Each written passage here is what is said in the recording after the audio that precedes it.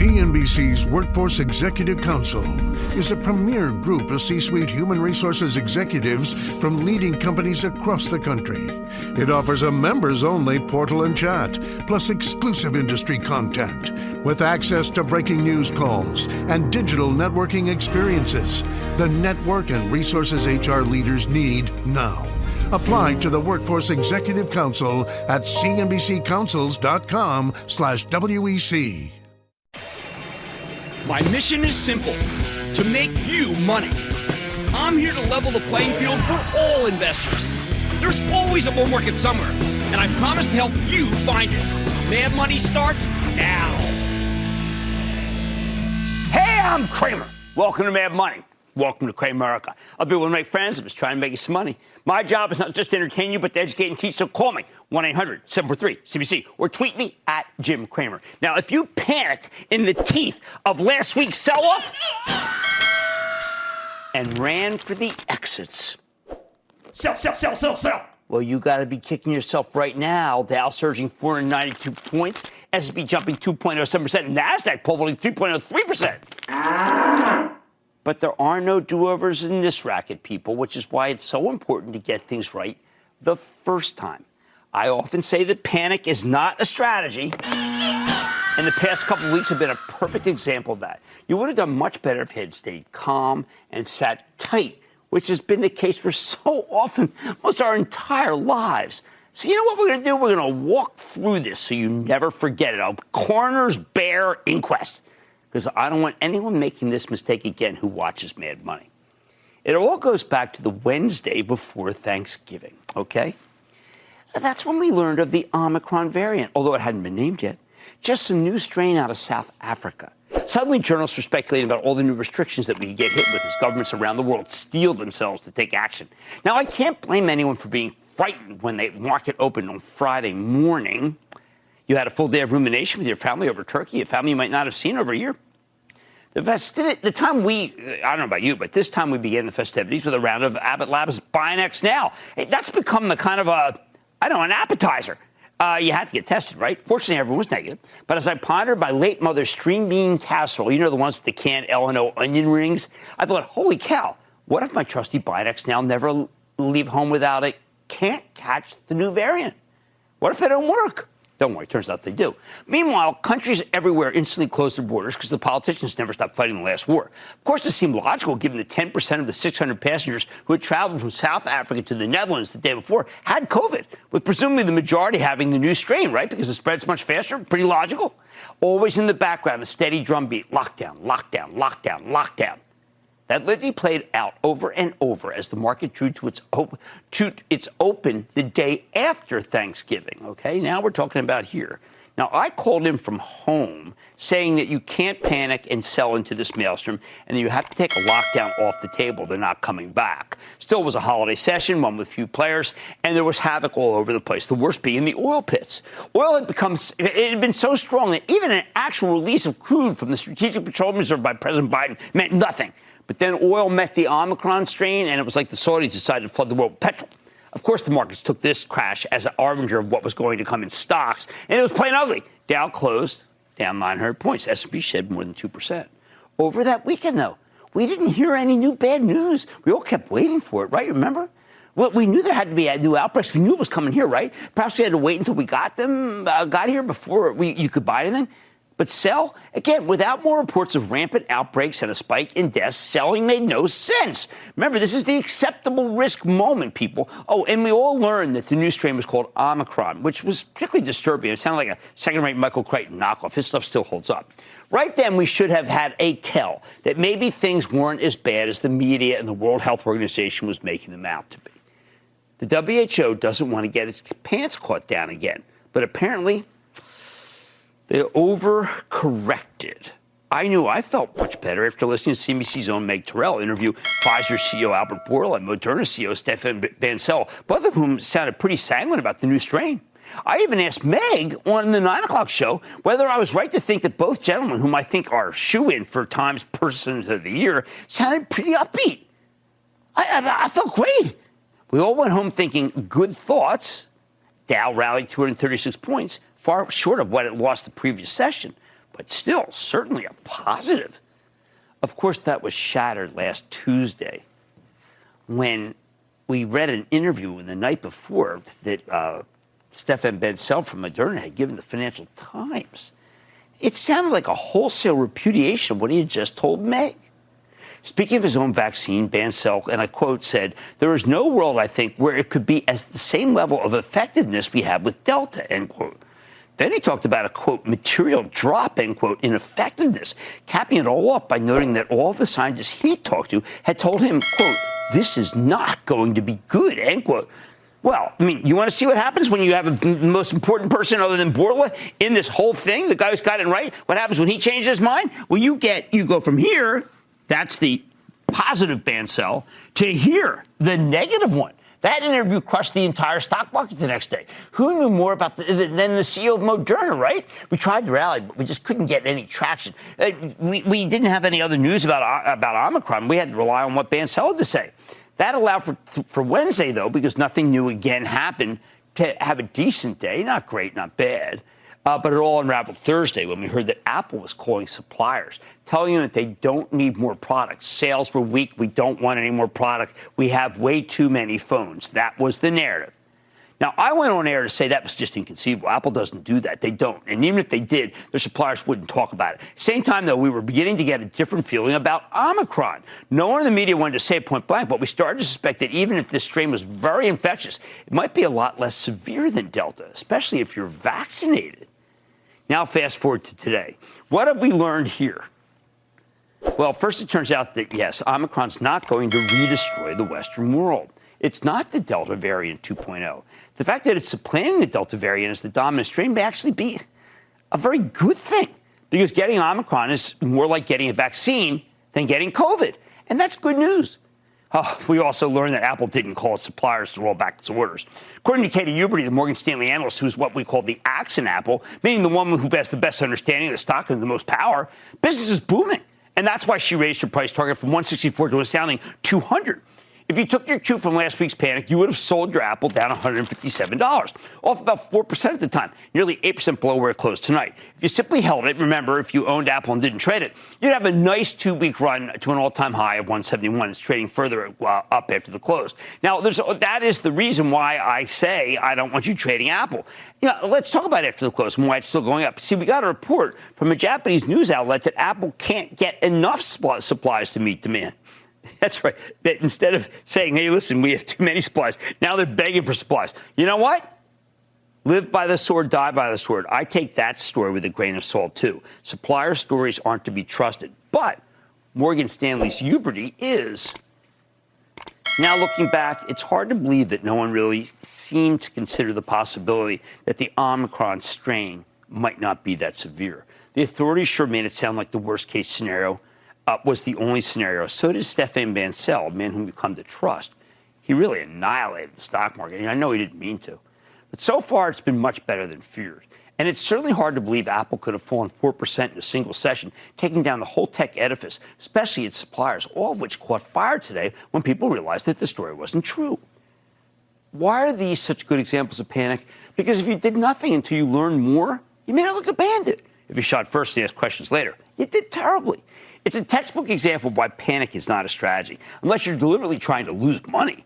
And I want you to use it as a reminder that most of the time it pays to wait for cooler heads to prevail rather than freaking out in a situation where everyone else is freaking out and lost their heads without complete information. The bottom line, look, it would have been great if you had bought stock somewhere near the lows. That's what I urge you to do, actually, even if you had to hold your nose, because we were simply too oversold. I was relying on technicals.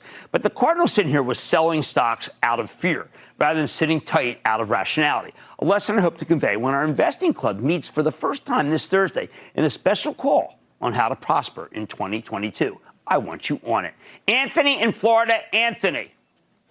Jim, Professor Cramer, want to give you a big booyah from South Florida. Thank you for all you do for us home gamers. I have a quick question. It's on Dick's Sporting Goods, DKS. Sure. I got in July when it was at 102. They reported earnings on August 25th, my anniversary, by the way. It hit 146 on September 1st, but the next day started to decline. It rallied to 142 before Black Friday, but today it closed at 108. With the uncertainty of Omicron looming before Christmas, Jim, is Dick's a buy, hold, or sell? I got to tell you, Anthony. First of all, thank you for those kind comments. I was on that conference call with Lauren Hobart. I thought it was a great quarter. By the way, I said the same thing about Williams-Sonoma. These were both great quarters, and the market is wrong. The companies are doing great, and I think that Dick's right here is a buy tomorrow morning. All right, it would have been just terrific have you done some buying near the lows. But the real sin was selling stocks down out of fear. I can't ask you to buy the bottom, but I got to try to teach you not to sell the bottom. On Mad Money tonight, the NLRB ruled today that ballots can be tallied in a vote to unionize 3 Starbucks locations in Buffalo. So I'm going straight to the source and getting the latest on today's headlines from the company's CEO. Then Ford is cruising into the cloud after announcing a new subscription software collaboration with Salesforce earlier today. I'm talking the latest in cloud and auto innovation with the heads of both companies. And SentinelOne just blew the doors off the quarter. It's the second quarter as a public company, and man, was it good. I'm seeing if the stock could be the one that you want with the company's top brass. Don't forget, there's a big lockup expiration. Don't get too excited. Stay with Cramer.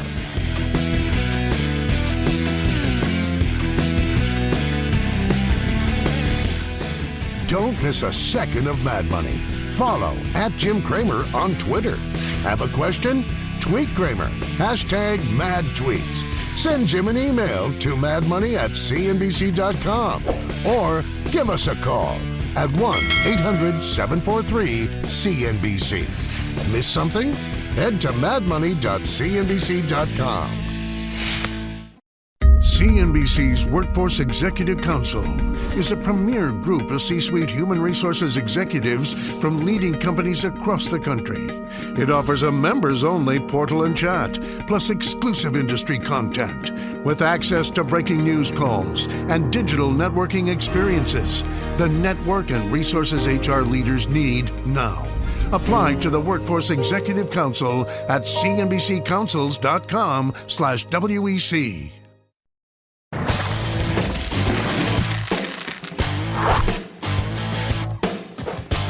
Last week, we learned about the Omicron strain, and the whole market got obliterated. Wall Street freaked out about a pandemic-induced slowdown, maybe even a lockdown. But with each passing day, we got more and more encouraging news. The new variant may be extremely contagious, but so far it seems a lot less severe than Delta. Suddenly, all sorts of reopening plays have come roaring back, including Starbucks, which caught a terrific upgrade from MKM Partners this morning. I'm very confident their business will benefit as the world goes back to normal. But Starbucks has a huge Chinese business. They also have to contend with rising raw costs and, most importantly, perhaps in this case, an extremely tight labor market. That includes a unionization drive by some of their employees, not all, but some in a couple of stores in Buffalo. If retailers and restaurants need to worry about organized labor pushing up wages, that's a tough dynamic for employers. And this may be a watershed moment. So let's check in with Kevin Johnson, the president and CEO of Starbucks, get a better read on the situation. Mr. Johnson, welcome back to Mad Money. Jim, thanks for having me. It's good to see you. Great to see you, Kevin. Now, I've got to tell you, today you got a decision that was handed down by the United States of America National Labor Relations Board, known as the NLRB, which said basically you can't stop this election, Kevin. It's just too hard. The rules are such that you have to let this go forward. So if it goes forward and you lose, what happens? Well, Jim, we respect the process that we're going through. And, independent of any outcome, we're going to continue to focus on putting our Starbucks partners first. And we'll work through this. But I think about this, you look back at what we've been through over the last 2 years, not just Starbucks, but all of us. This pandemic that we've all navigated has been something that I think is changing all of society. I look back to March of 2020, and you recall this. When we had to shut down all of our stores with the exception of drive-thrus, what did we do? We made a decision to put people over profit. And we paid all of our partners, whether they came to work or not, at a time when there were 30 million Americans who were laid off, furloughed, and out of work. And that model has served us well. You think about it. We've adapted store protocols, and when consumer mobility started to increase, our Green Apron partners were there, and they rose to the occasion, and that drove a faster recovery for Starbucks than others had seen. Well, today, we know how to operate in a pandemic. We know how to adapt our store protocols. We know how to adapt to everything that happens related to the pandemic. But I think this is a point in time where we have to acknowledge that COVID has changed everything. You think about it. 5 million Americans who have not re-entered the workforce. Inflation is going up and putting financial pressure on families across the country. There's divisiveness over things like masks and vaccines. There's social unrest over racial injustice and inequality. And so this is an opportunity for Starbucks to rise above those social issues and demonstrate what our mission and values have always stood for, which is using our scale for good. Okay, now, I think that's the case, and I've supported Starbucks through thick and thin from the day it came public. But I know that when employees want to unionize, they have a fundamental view that things aren't the way they should be, even at a great company like Starbucks, which happens to offer far better benefits than any of the other publicly traded companies I follow, other than perhaps Costco. So what can you do more than you're doing if you were to meet with them and say, you know what, I know you got this vote on Thursday. One more shot. Let me tell you why we think this is a good deal and that things won't go as well at the company if the company were unionized. Well, look, Jim, first of all, we always put our partners first. And what our partners have told us is that, look, customer demand is strong right now. So increasing staffing, wage is important and training is important and hours that they need to get are important. You look at what we've done. We just announced, $1 billion incremental investment in wage and training and hours for our partners. You look at, in addition to that, certainly we're addressing areas of inflation. We've increased recruiting in our field, and we're overcoming these challenges. Now, these are challenges that every business has faced. And, clearly the partner-first model, partner-centric model that Starbucks has always had has served us well. It's allowed us to be agile. Now we have 3 stores in Buffalo that have filed, to a petition to vote on a union, 3 individual bargaining units. Now, you think of Buffalo. Buffalo is a community of 20 Starbucks stores. And our Green Apron partners in Starbucks stores, they often trade shifts and get additional hours in stores outside of their home store. In fact, 45% of our partners in Buffalo have traded shifts and worked in other stores throughout that community. And so all we're asking is that all partners in that community have a voice. And I recognize that may not be the case, but we respect the process. And we're going to navigate through this by staying true to our mission values and just operating as one Starbucks. And this is 3 stores, out of 9,000 stores. We're going to figure it out. Now, the other stores that are in Buffalo, you said they have 19 stores. I mean, obviously they chose not. They could have gone with these workers. They affirmatively chose not to. Is that the way it worked? Well, that's right. The way the NLRB set this up is each store has to file a petition and say they want to petition to join a union. Only 3 stores did in this particular vote. There are 3 others in the Buffalo region that have filed.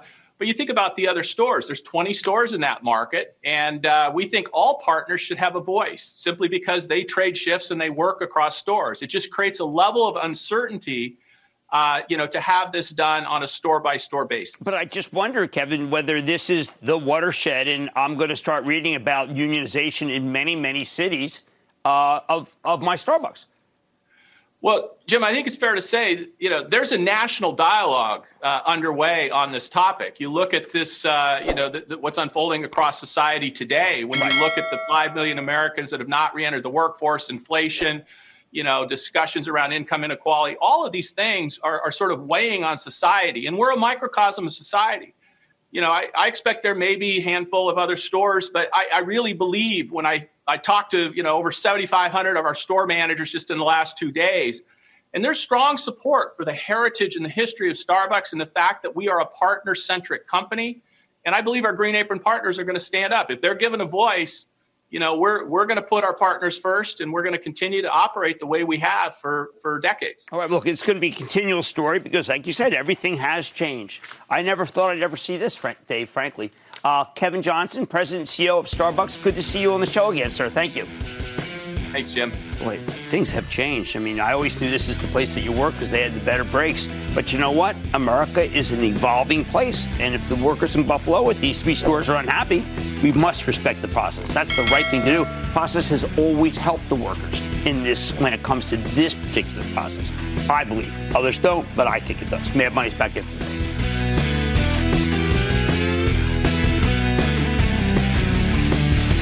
Coming up, These two companies are teaming up to keep drivers safe with the next generation of connected cars. Together, can Ford and Salesforce be the engine to power your portfolio? Cramer's got both CEOs next.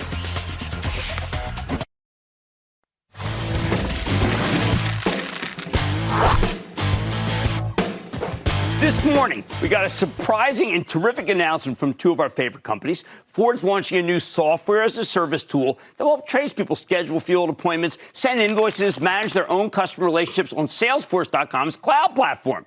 I think it's a pretty interesting move. Remember, Ford's got a gigantic, big commercial vehicle business and services business. The F-150 and Ford's commercial vans are beloved by small businesses.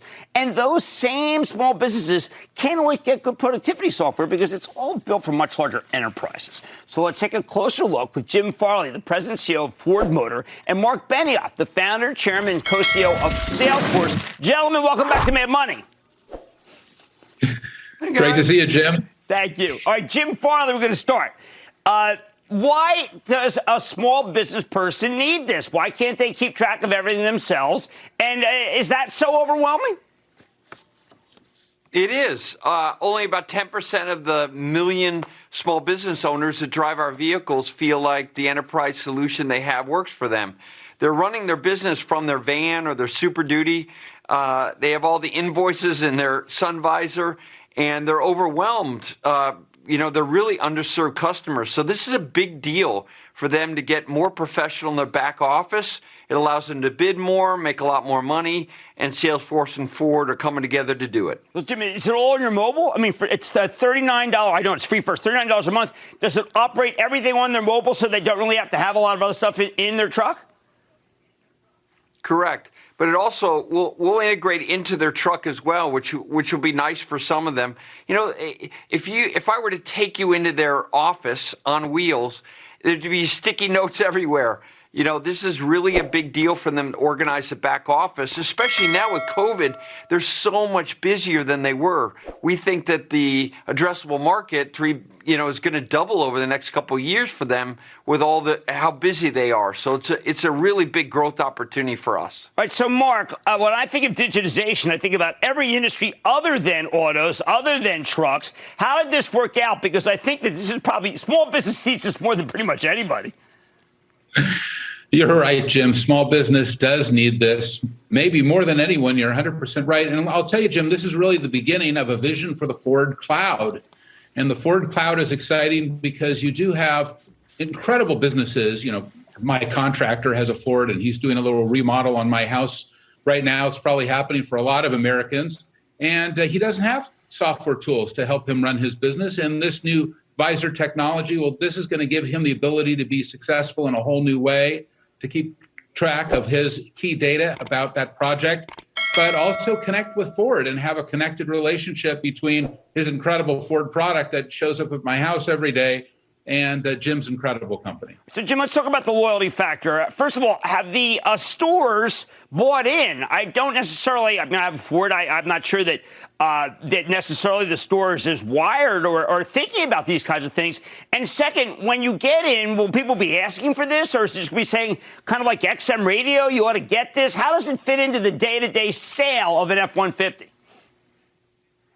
No, I think it's on us to present the facts to our customers, and it'll be a direct relationship. You know, they'll have questions for our store owners, but this is really about Ford selling these cloud services, as Mark said, to the customer direct and having, and presenting the opportunity for the customer. This is not, they're underserved. So it's on us to be able to present this and share with them, with Salesforce, the opportunity that they don't even know they're missing right now. It's a big opportunity, but it's going to be a heavy lift for us. We've been used to selling vehicles. Now we have to sell a cloud. All right. So, Mark, when you move into industries that have typically not been digitized, how difficult is it for people to realize the savings? Well, when Jim says his customers are underserved, that's the code word for this is a tremendous revenue opportunity for him, for his B2B customers, and like my contractor or my landscaper or my painter, all who have Ford trucks and who all need services from Ford. And this is a great opportunity to make sure that, you just don't show up in the garage one morning and your truck doesn't turn over. That's a lost day of work. Ford gives you the ability to have a 24/7 experience, and that's going to be more revenue to those small businesses. That's critical. And number two, this is the beginning of a B2C vision. You know, Jim, I've got a Mach-E. I think it's absolutely one of the greatest electric vehicles I've ever driven. And this is the beginning of connecting with Ford in a whole new way. I am super excited. All right, so Jim, you've got, I think, what could be a windfall coming with Rivian. Would you take that money and perhaps make it so that you could do a new battery plant, do a lot of EV, do this software as a service in Ford, maybe create a new Ford within a Ford? Yeah, good question. I would say right now our opportunities to scale our BEV business. We want to be number 2 overall, and I'm happy now today we want to be number 1 in battery electric commercial vehicles. It's the heart of our profitability, and as Mark said, this is a really big growth opportunity to take our battery electric vehicles, create a cloud, but we have to scale the production. The F-150 Lightning, the E-Transit are now launching as we speak. And we have the opportunity to be the biggest commercial vehicle digital company with a great cloud service for our commercial customers. That's what we're going for. All right, so I know that you do, Mark, a lot of work with Home Depot. Can I envision a world where I get an order, I go to my cloud business, and I place it right with Home Depot. I pick it up at Home Depot, and then I go right to the customer. Is that what this is envisioned? Well, you remember that's exactly what we did with Home Depot, is that we helped increase same-store sales with not only Frank Blake, but also Craig Manier, this idea that these same professionals were showing up at these Home Depot stores, and they were able to increase revenues by dramatically increasing the relationships with these professionals. And it turned out, I didn't even realize myself, Jim, that Home Depot was an incredible B2B company and B2C company. Well, guess who else is? Jim Farley and Ford. They are an incredible B2B company and B2C company. And when you can segment and focus on these different verticals, provide cloud services to them, subscriptions, well, this gives you the ability to build these huge billion-dollar businesses. I mean, that's what I've done at Salesforce, and I think Jim should do that too. Well, Jim, the $39 a month, is that the important stream, or does the important stream come from loyalty after you get them doing something that they've never done before?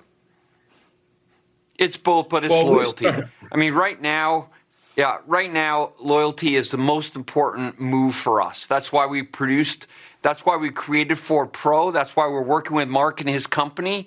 Yes, there are a lot of great revenue opportunities for this, but this is about customers staying with Ford all day long, not just when they buy their vehicle. So, Jim, we know that the F-150, you got a list of 200,000 people already signed up. I mean, how many can you really make next year? I mean, are you overselling?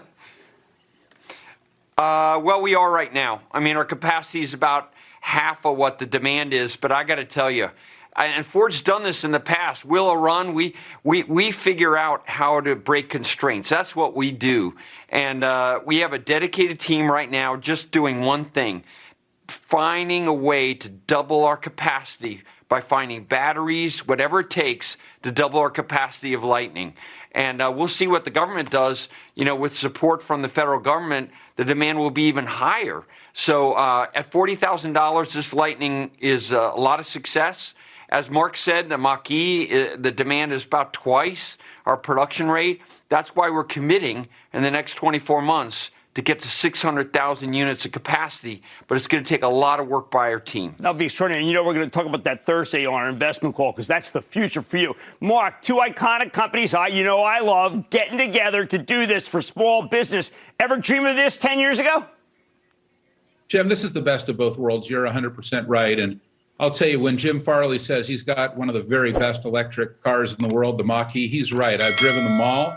This car is a rip-roaring, amazing success. I have the GT, the newest one. It's incredible.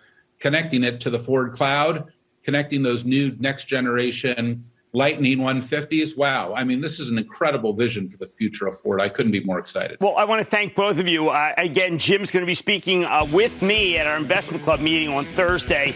These are the kinds of things that I've now come to expect from both of these companies, which are just real brainstorms to help the small business person who is completely overwhelmed Although that's good, we want them to make even more money. Jim Farley, CEO of Ford, Mark Benioff, founder, chairman, and co-CEO of Salesforce in a tie. I hope that doesn't mean anything. Maybe that means that when you get together with Ford, you better be more sartorially correct. Mark, thank you so much, gentlemen. Mad Money's back into the break. Jim, it means I'm in New York. Ties are New York. Oh, That's how I got you. know. All right, thank you. Stay with Cramer.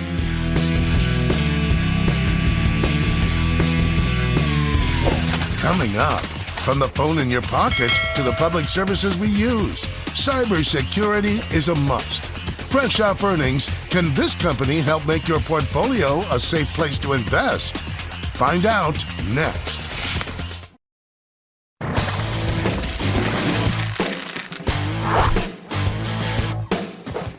Last night, I told you that there was a possibility that the beaten-down cloud software stocks could already be close to a bottom. Well, I was far from certain. And today, we saw some incredible moves here. Take SentinelOne, the ultra-fast-growing but deeply unprofitable cybersecurity company. Here's a stock that had lost 43% of its value from its peak on November 12th through yesterday's close. But today, SentinelOne jumped more than 13% in anticipation of the company's earnings. Sure enough, when they reported after the close, the numbers were incredible. Accelerating sales up 128% a year over year, smaller than expected loss. Plus, management gave you impressive guidance for the next quarter. While I don't know if today's rebound is staying power because the whole market's kind of, let's say, nutty here, and the company's shares are down a bit after hours, perhaps because of the upcoming IPO lockup expiration. We will cover that. These results make me feel a lot more confident about the company's long-term prospects. Don't take it from me. Let's go dig deeper. Let's go with Tomer Weingarten. He's the co-founder and CEO of SentinelOne. To learn more about the quarter, Mr. Weingarten, welcome back to Mad Money. Thank you. Thank you for having me, Jim. Okay, last time we talked, you said that you might have some big marquee names coming on. I am seeing companies like Samsung, Estee Lauder, Cisco, the food service kind, Aston Martin, Norfolk Southern. Are all these companies afraid of being hacked? What is the urgency here? Yeah, I mean, look, what we do is an absolute criticality right now. You know, the software that we sell is designed to keep these folks in business. And that's kind of what you're seeing right now in the market. There's a gross understanding that cybersecurity is this, very much of a needed pillar to actually keep your business running. And that's exactly what we're selling into the market. We have offerings from, classic endpoint security all the way to cloud security and IoT security. So we also play in varying CAMs, and we try and really secure every attack surface in the enterprise. All right, so now we've had Palo Alto on. They do a terrific job. We had CrowdStrike on last week. This has now become what I would regard as a crowded field. How does SentinelOne distinguish itself from these other companies? Yeah, first and foremost, it's technology, and we still win on merit, on our ability to bring innovation into the market. Our win rates have been incredibly stable for the past, call it 3 or 4 quarters, right around 70% across incumbents and next-generation vendors alike. We see this market as something that will almost always be competitive. And by the way, the competitive set changes from endpoint to cloud. It's not always the same competitors, but all in all, we really like our win rates, really like our ability to go into POCs, technical POCs, and win against the competition. That has been sustained over time. Our customers are incredibly happy, so we're operating at a 97% gross retention rate. We just hit a record in net retention rate, about 130%. So all in all, it seems like we really like our ability to compete in this market. And all in all, it's about the technology. It's about how good it is. I wouldn't give too much weight into one or two or any other examples. Well, but wait a second. We had CrowdStrike last week saying that Microsoft wasn't doing that. Well, they're taking business from Microsoft. If you're taking business from CrowdStrike, which I understand you have it with a major retailer, a fintech company, and an American equipment manufacturer, I want to know why that is and how you did it. Did you do it on price, superior product? What kind of thing did you offer these guys that you got them from a very good company, CrowdStrike? Yeah, I just want to really say, I mean, this is a huge market that we're all addressing, so there's plenty of room. I think that, once again, every one example sometimes paints a very different picture. I don't want to mislead anybody, but yes, these displacements are happening. These companies that you mentioned, they ripped out CrowdStrike 18 months prior to renewal, citing inability to actually deploy the product, inability to have feature parity across operating systems, and overall dissatisfaction with support. So you kind of see some customers really opting to go a different way when they're unable to deploy, unable to reach, the outcome that they intended to reach with one or other, vendor. And that's an opportunity in the market as well. Alongside a lot of these competitive displacements, we also find the incumbent antivirus vendors still running in these estates. I think that's very much, of a usual thing for companies like CrowdStrike, where they still run side by side with these incumbent vendors. With us, with one fell swoop, you actually remove both next gen and the incumbent vendor. And again, it's not the vast majority of business that we do. Obviously, again, the market is completely open, but these will happen anecdotally. Well, I should go back to George at CrowdStrike, because if he says, well, listen, I've won a lot versus you, I'm going to have to bring that up too, Tomer. I have not done that work. I found this out after the close. Now, I want people to understand the market's down a lot. Your stock peaked in November. There are 143 million shares by my account that could be available on Thursday. So I want people to understand you do have lockups expiring. So if they go in and they're very excited about buying, perhaps it would be better to wait for the expiration, correct? I think, we had the initial lockup actually expiring, last quarter, right after last quarter. And that unlocked about $40 million shares. We haven't seen a lot of it, go into the market. But all in all, yes, lockup is expiring, and we'll see what the volume would be. Now, last thing, we've been focused on, I've got this investment club, and I'm trying to figure out what's going to work best in 2022. And I'm trying to wean myself off of the incredible fast growth and go more toward profitability. But when I see your level of growth, it's hard to not love it. You're accelerating revenue growth rather remarkably. How is that possible? It all comes down to growth vectors, and we got so many of them. The company plays in 4 different TAMs today, probably an aggregate of $100 billion, joint TAM opportunity, and we're growing in each and every one of them. So our emerging products are actually accelerating faster than the macro business. We've got a highly scaled go-to-market that, strategically is different than some of our competitors, and that just drives growth in every part of the market that we play in. And we don't think that's going to change anytime soon. We feel like our ability to reach our customers with a fully fledged cloud-native platform that can deliver more and more capabilities over time is something that's not going to go away. I think you've seen us this quarter also expand on margin and trim down losses. So all in all, we feel like we can do it all. No, it was a great quarter. It was truly a great quarter. Tomer Weingarten, you're always welcome on the show. It's good to see you again. Wow, just a great last 3 months. Co-founder and CEO of 701. Thank you so much, sir. Thank you. Thank you for the time. This is a hard business.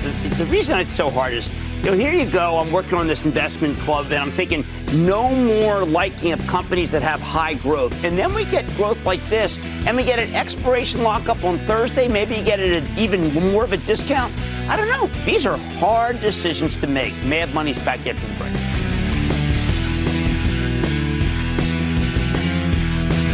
Coming up, a storm is coming. So give us a call. Cramer's got the answers to all your burning questions. The lightning round is next.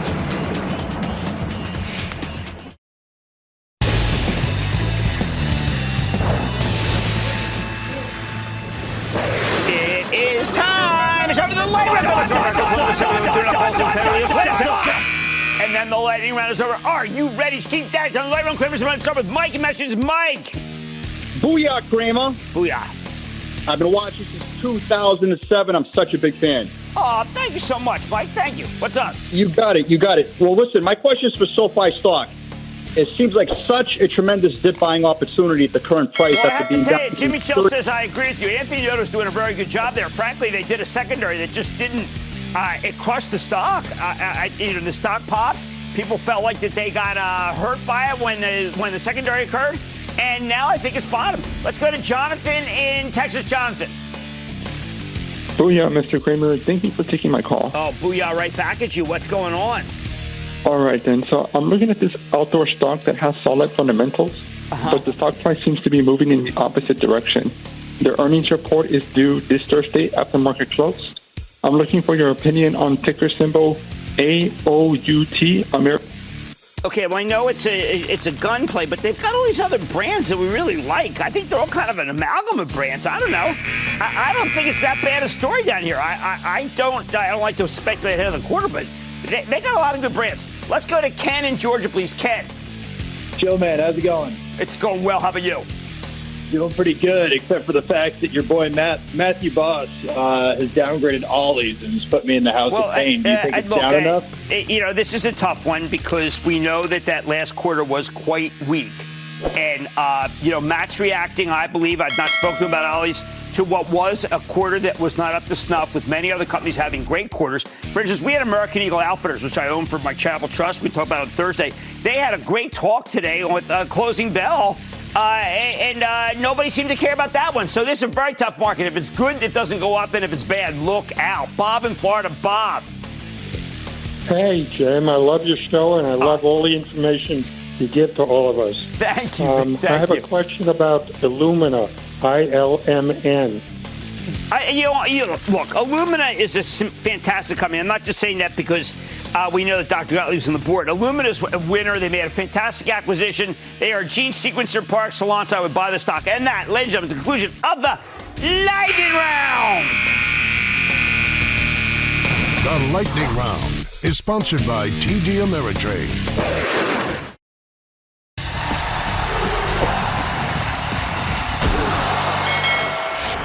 For decades, employers have had the upper hand over labor. If you're under 40, unions have been on the run for your entire life. Now, though, that's all changed. Suddenly, organized labor has some power again. It's absolutely stunning. How did it happen?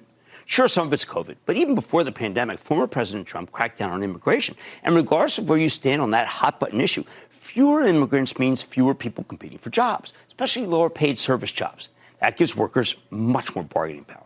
Second, the gig economy has allowed workers to make a lot of money on the side. For example, Uber drivers can make more money than whatever they were doing beforehand, unless they were cab drivers, in which case they're probably doing worse. But on the whole, they give workers more ways to make money, which also translate into more bargaining power. Third, perhaps most important, COVID has dramatically shrunk the workforce, both because we've got nearly 800,000 dead, but also because millions more have stopped working. In some cases, it's because they're immunocompromised and it's not safe. In some cases, it's because people took their checks from the government and used them to start their own business. You can see it from all the people selling their goods using Etsy or Shopify, millions of them. In some cases, parents have had to quit their jobs to watch their kids who are stuck at home. Regardless, again, fewer workers gives the remaining ones more leverage. That's really what's going on. Finally, last year we saw the election of the most pro-union president in decades. President Biden openly champions the labor movement, hence his insistence on giving $12,500 subsidies to buyers of electric vehicles made by union labor. Ooh, terrific for GM and Ford, awful for non-unionized Tesla. No wonder Elon Musk trying so hard to kill that legislation. It's a tacit admission that organized labor is making a comeback. We saw that earlier today when we spoke to Kevin Johnson, CEO of Starbucks, defending his company's status as a great place to work, one that doesn't need unions because they offer all sorts of perks to their employees, including salaries way above minimum wage and even a college education. But that hasn't stopped the unionization drive at some of their stores in Buffalo, New York. The NLRB just stopped the last-minute procedural appeal by Starbucks today. And I can't blame anyone for trying to negotiate a better deal for themselves. I am sure the unions figure if they can beat Starbucks with the terrific benefits relative to others, well, they can beat anybody. It is a great time to join a union and strike for higher wages. Unlike a few years ago, there's nobody to replace you if you get fired. As someone who once led a wildcat strike against both the union and the employer at Veterans Stadium back in 1972 in Philly, I know that someone could have easily and did fill in for me in that actual baseball game that I struck. Yeah, sobering. I'm glad I got my job back.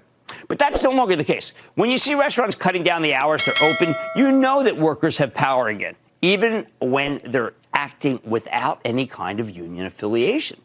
And we got strikes all over the country. Workers at a Kellogg plant have been on strike for 2 months, and they just shot down management's latest offer. A few weeks ago, Deere capitulated to the UAW, United Auto Workers, after an extended strike. Union got pretty much everything they wanted. Of course, business can fight back in some ways. Management's got software. Hey, how about the software made by UiPath that can let them replace white-collar workers by automating repetitive tasks? The banks have certainly embraced mobile operations so they can close branches, lay off their tellers. How about the baristas? Domino's is keeping labor costs down by automating a huge percentage of order taking. I think they could easily extend to in-store order flow. Who needs people when an avatar powered by NVIDIA's chips can take your order in 28 languages and get it right far more often than a human? Same goes for the drive-through windows. I want an Avatar. Finally, there's the specter of self-driving cars and trucks. There's a reason Intel's Mobileye division, the autonomous driving business we talked about earlier, might command a $50 billion valuation after the spinoff. We don't have enough delivery workers and drivers. While many states and cities will try to slow this down because of safety concerns, sooner or later the machines will win because they don't get drunk and they don't get tired. All that said, for the moment, labor is clearly winning. And you know what? It may actually be long overdue.